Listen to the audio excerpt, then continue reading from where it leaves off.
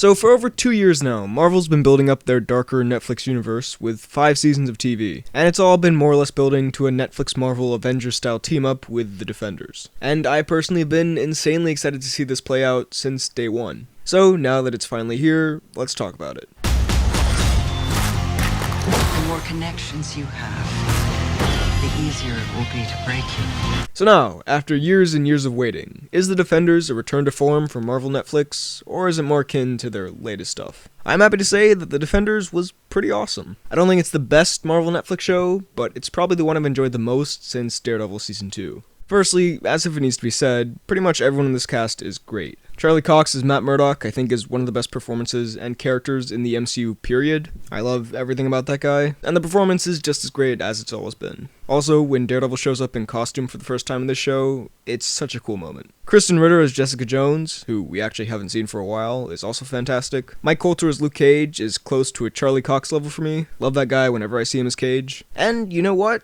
Finn Jones as Danny Rand, actually pretty good here, I thought. In Iron Fist, I thought he ranged from bad to pretty okay. Here, sure, I think he's definitely the weakest of the four, but I quite enjoyed him for most of it. Also, the show, on the whole, does a brilliant job of taking everything everyone hated about Iron Fist and making it better. They make fun of him and all his mystical stuff all the time, which is great. They also team him up with Luke Cage for a lot of this, and whenever they're together, I was loving it. Also, they kind of address how whiny and irrational Danny can be sometimes, and it made him overall much more human and likable. Everyone else you've seen in the other series, Colleen, Foggy, Claire, they're all good as well, especially Stick. Loved him in this. The two main villains, I suppose, of the show are Sigourney Weaver as Alexandra and Elodie Yung as Elektra. Sigourney Weaver was great, which is what you would expect from an actress of her caliber, although the actual character didn't stand out much to me. Like, they tried to make her interesting with a certain angle, and yeah, she was pretty intimidating, but she was nowhere near the level of Kingpin, the Purple Man, or even Cottonmouth. Because everybody wants to be the king. And Elodie Yung is once again really good, although the whole Elektra storyline, it wasn't bad at all, but it reminded me so incredibly much of Bucky and the Winter Soldier, right down to like tiny details and lines of dialogue. I don't know, I just find it strange, since these are technically from the same franchise. Now really, what the whole big point of the show is to have these heroes come together. And firstly, I just want to say, there's just something inherently cool about seeing characters you've grown to love for so long finally teaming up. It was super cool in the Avengers, it'll be super cool when the Avengers meet the Guardians, and it was super cool here. The thing that makes this team up work so well also, is that these characters all are very different and have very different ideologies. But the characters aren't written in a weird way to compromise for that. All these characters act exactly as you would expect them to. It feels totally natural. Seeing them interact, both in combat and just talking, is the best part of the show, easily. Each character also gets a good amount of stuff to do. No one is really sidelined here. Speaking of which, the action here is a little bit of a mixed bag. Sometimes this is phenomenal stuff, and sometimes it's kind of Iron Fist-ish meh action. Some choreography and the way it's shot and all that is great, especially most of the Daredevil stuff, and then some stuff just seems a little bit off and not that convincing. Really, I can say that when it's good, it's great, and when it's bad, it's just okay. Nothing truly atrocious, but also nothing as good as that hallway fight from the first season of Daredevil. Now this Marvel Netflix show kinda stands out from the rest, because it's the first to be 8 episodes, and not 13. And can I just say, I so hope this is the trend that these shows will follow now. Even with the good shows, I always feel like they could be a little tighter, and this feels a lot more well-paced than some of the other shows. There doesn't feel like there's really any filler, although it's not always perfect, we'll get to that later. Also, for people who kinda wanna binge it, or say, have to get a YouTube video out in time, God, it is so refreshing, and so much more manageable. Love that aspect of it. The tone is pretty dark, although this does have some great humor throughout. There weren't really any jokes that didn't land for me. Though again, like most of these shows, I do have to say, this is certainly not for children. There's some pretty brutal violence, and a little bit of sex, and all sorts of stuff. Just saying, I hope parents who have kids that love the MCU don't say, "Oh, this is in the same world as Captain America. Go watch this, Timmy." Because Timmy will probably not enjoy it. Also, like the other Netflix shows, it's really well shot. Like, the cinematography here is pretty beautiful sometimes. Now, as far as what didn't work for me here,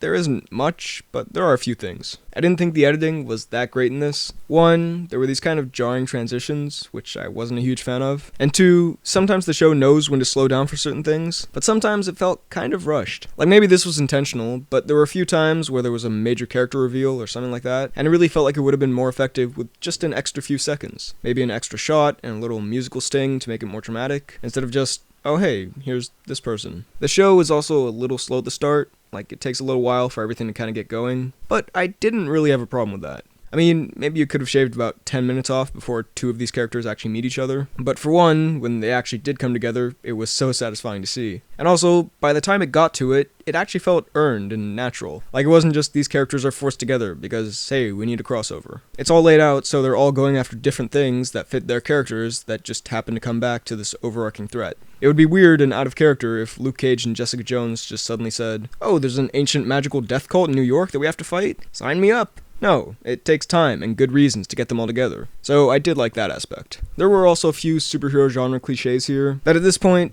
it was just a little frustrating to see, especially at the very end. If you've seen it, you know what I'm talking about. I was just like, why? I've seen this a dozen times and I know exactly where it's going. Hopefully it'll surprise me with a different spin in a future season though. Also, just a little nitpick here, not a big thing at all, this might just be me, but these shows also kind of expect you to remember what's happened in previous seasons. Like, not to an extent where I can't follow what's happening. Through context you can figure it out. But there are seasons of Daredevil and Jessica Jones I watched once, a long time ago. So I'm like, oh, that radio girl's her friend, right? Oh, Matt and Foggy aren't friends anymore?